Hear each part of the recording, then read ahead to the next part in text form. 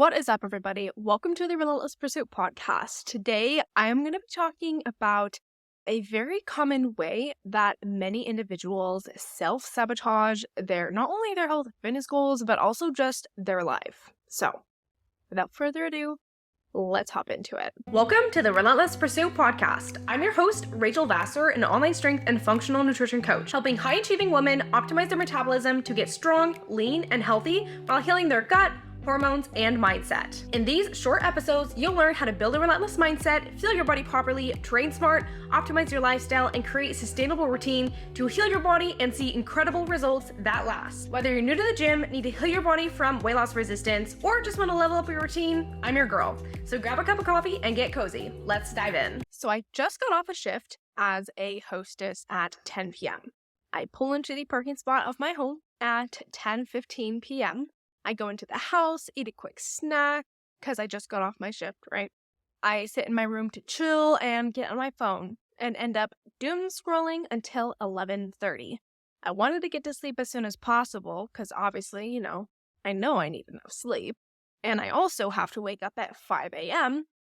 But then, I have to shower before going to bed, and then it's midnight and I finally get to bed. And then I wake up at 5 a.m. and leave the house only to get back at 10:15 p.m. again. And I repeat this cycle over and over. There's something that I learned when I was working 12 to 18-hour days out of the house for years. It's just the sheer amount of time that people waste on social media. You think you don't have time to meditate. You think you don't have time to go on walks. You don't think you have time to make food or drink water or take supplements or go to the gym or generally just take care of your health. But then you end up scrolling on social media for 30 minutes or an hour or a couple of hours. I mean, I'll admit I do stuff like this to this day as well. I mean, no one's perfect.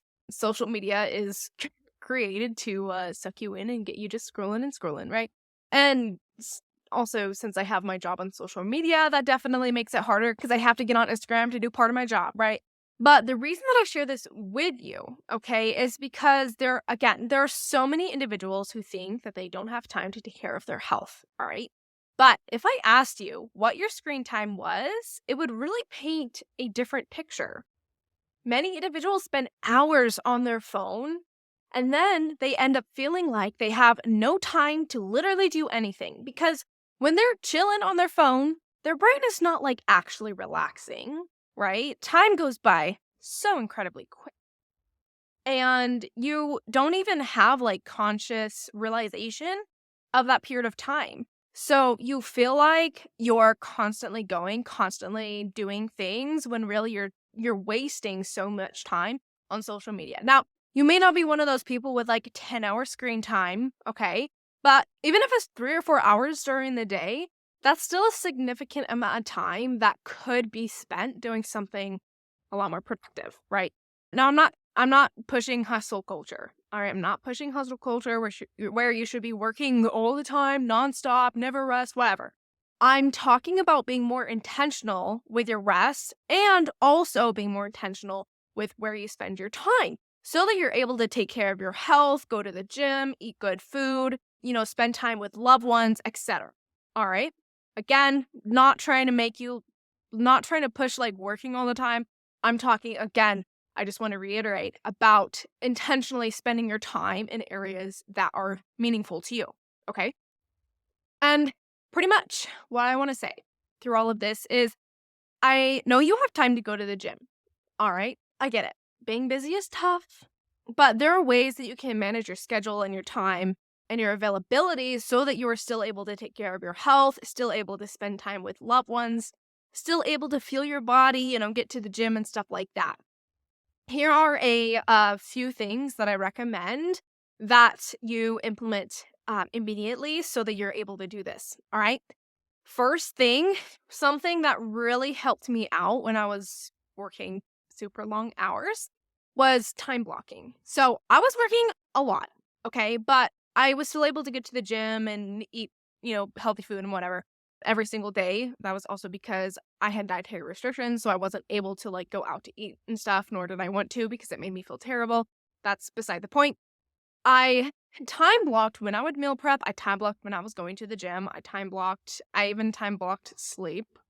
I time blocked when I was gonna eat and stuff like that, okay? I always made sure I had a water bottle around me or with me and etc. So, time blocking can be an extremely helpful thing, all right, when managing your schedule. And you'll probably notice, oh, I have a lot more time than I thought because I was spending like 3 hours in the evening on my phone just doing nothing, right? All right. And that's not actually rest, okay? There's a lot more intentional ways that you can spend your time instead of just doom scrolling on Instagram because, usually when you get done doom scrolling, you don't feel very good, right? It's not something that's very productive for you, okay? So let's not do that, all right? So time block into your schedule things that are important for you, all right? Going to the gym, when you're going to meal prep, when you're going to eat food, all right? Spending time with loved ones. Make sure that you schedule that into your schedule. Put that into your schedule. Walking outside, trying new activities, whatever is important for you, maybe finding time for hobbies. I don't know. Whatever it is, okay? The second thing that I really need you to implement is setting boundaries. Now, this could be different for many individuals. For me specifically, it's not working or it's not like spending more time on work than I should. Okay. Having a clear start and stop time for work, making sure that you don't just work through your lunchtime. Okay. That's another really important thing in setting boundaries. I know, the deadlines and everything makes it seem like, oh, I have all this work to do, but you have to set personal boundaries for yourself, and people will take advantage of individuals who do not set boundaries for themselves. You may want to seem like a hard worker, and setting boundaries in your head may make you think like, oh, well, then like people aren't going to think that I'm like a super hard worker. And it doesn't, honestly, like, it doesn't matter what people think. Okay. Your health is extremely important. All right. Because if you keep doing what you're doing, if you keep working through lunches, not eating lunch, if you keep working late, going to work early, whatever, just not having boundaries for yourself, then you're going to burn yourself out. You're going to get health issues. Your energy is going to decrease. You're going to get aches and pains. You're going to get, again, chronic health conditions that are irreversible. And I say this with 100% confidence because I have seen this happen to so many individuals. All right. So you need to set boundaries. All right. Cool.